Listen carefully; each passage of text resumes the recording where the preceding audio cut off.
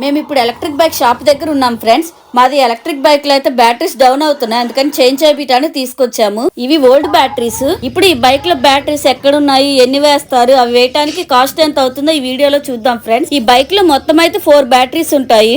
Batteries అయితే మనం కూర్చుంటాం కదా ఆ సీట్ కింద ఉంటాయి. ఈ 4 బ్యాటరీస్ వేయటానికి అయితే 4000 రూపాయలు. ఈ బైక్ లో బ్యాటరీస్ చేంజ్ చేయటం అయితే రెండోసారి. 3 ఇయర్స్ బ్యాక్ ఒకసారి చేంజ్ చేయించాము. బ్యాటరీస్ అవి చేంజ్ చేయటం అయిపోయాక ఒక స్టిక్కర్ వేస్తారు.